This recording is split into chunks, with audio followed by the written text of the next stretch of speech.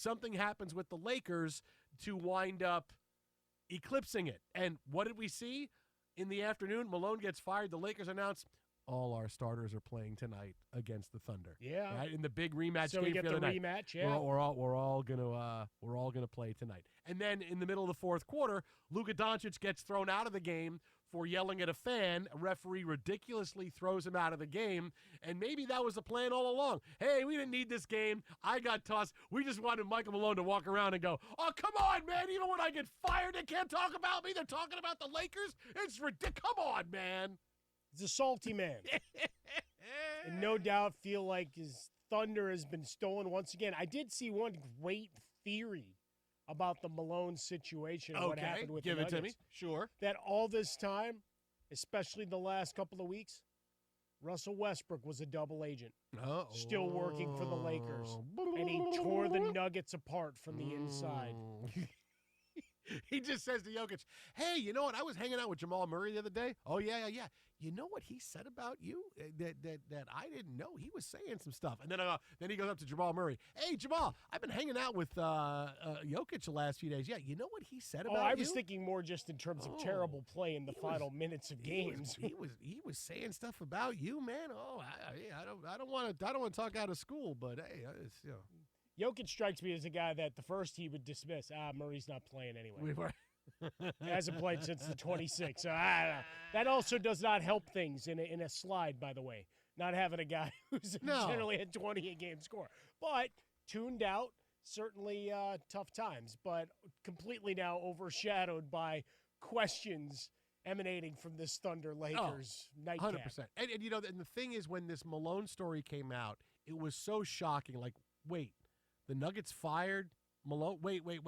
I have a new rule now that I know is going to help me and help everybody. Everybody should go by this rule. Okay, cool. Because even though Shams Charania had it, you click on his Twitter account, you see it's him, you see this is it, you wonder. There's no reason to not wait 5 minutes and then start saying your stuff on social media, everything else. I'm like, okay, because I saw it break. I saw it break because I was prepping for the show tonight and everything else, and I saw it break, and I'm like, wow, oh my God, okay, and I checked. Shams had it, like, okay, you know what?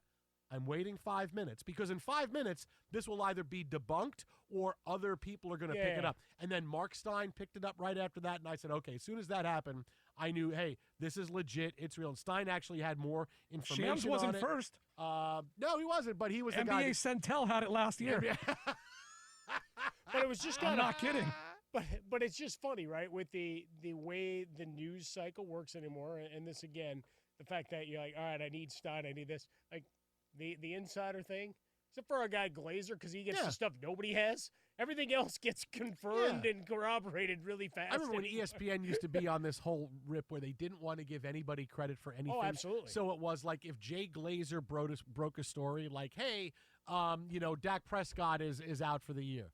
And ESPN would report by saying, Dak Prescott is out for the year, which was first reported by Fox and confirmed by ESPN. Oh, I don't even think they would give the first. Like they wanted. Well, no, they have to give credit, but they would say first reported here, but confirmed by ESPN. In other words, they want you to go, hey, don't believe any of these yahoos. We have to confirm stuff for this to happen. Oh, okay. Yeah. That was so petty. That was just. I'm glad they stopped doing it. It was just so petty. But it was just funny as this breaks. That my only response was just to kind of sit back in my chair and go, huh.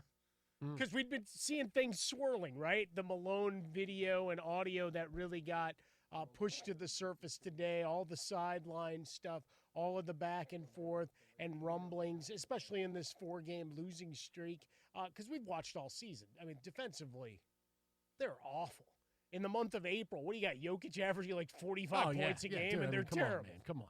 Now, here's the thing, is that this is when you fire a coach. If a coach loses the locker room, this is when you fire him.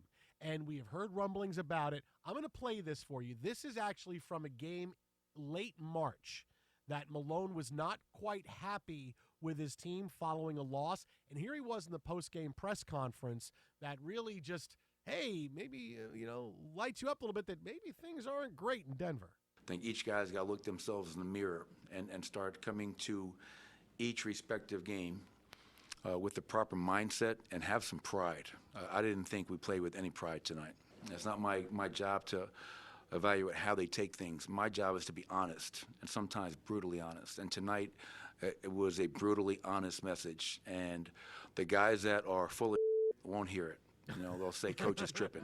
And the guys that maybe do really care will, because they're not going to go back and watch their minutes, because nobody watches their minutes. Nobody watches film. Okay. So okay. We'll have to show them the film. And I said, if somebody disagrees with me, please speak up. And nobody said a word. So, again, I'm not really concerned with how they took that message. My thing is being honest with how we just played. Just got blown out in L.A. Come here against a team that is down 3, 4, 5 starters. The Lakers you broke mess around with the game, that's what happens. And that's exactly what happened tonight. All right, so, again, are you surprised at reports that he has lost the locker room after you hear that? No, right? He's standing there with the Leo DiCaprio flamethrower from Once Upon a Time. Nobody in watches Hollywood. film, so we'll have to watch have to make them watch the film. Like, are you Clockwork surprised? Orange. Are you surprised that you've heard maybe they weren't getting along? And that's the thing is if a team tunes out a coach, we're just not listening. Change has to be made, right? You got to do it. If they're not listening, you got to do it. Yeah, I really thought it would just limp into the offseason, and then it would just be, all right, we're done.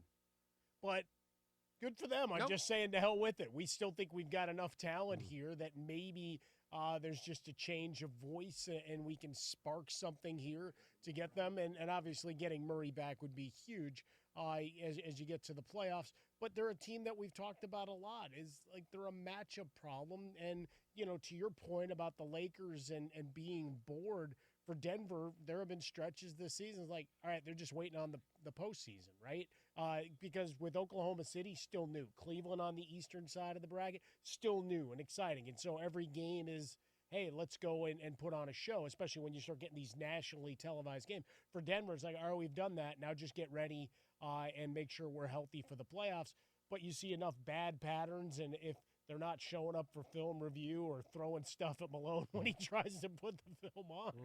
I mean, you got a bad situation that you might as well excise right now. So, again, not that big. If it's got to be made, it's got to be made. If it's going to make you play better in the playoffs, and sometimes just making that coaching change is why teams fire their managers mid-season. Hey, they get that big spark. Meanwhile, speaking of spark, how about this tonight? Lakers and the Thunder. Midway through the fourth quarter, it is a 1-point game.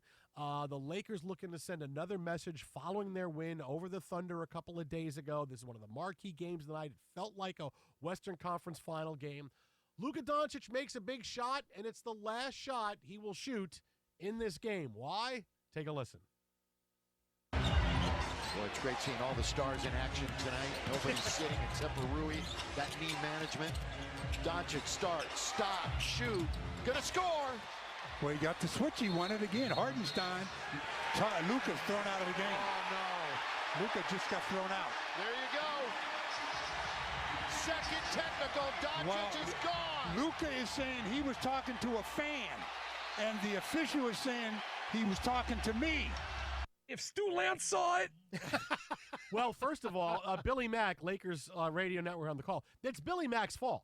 What's the first thing you hear him say in that cut? What's the first thing he says? Hey, great. Listen. Well, it's great seeing all the stars in action tonight. Nobody's sitting. Well, not for much longer. Great to see all the stars in action. Oh, Luka's just been thrown out of the game. Way to go, Billy Mack. That's your fault. All right, so here we go. From the pool reporters talking to the officials in the postgame. Why was Luka Doncic assessed his first technical foul by JT Orr?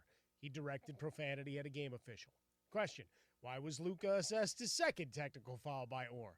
Was it the official's judgment that he was speaking to him or to a fan? Brothers respond. The guy's a straight-up liar, Mike. Quote, he looked directly at an official and used vulgar language, unquote.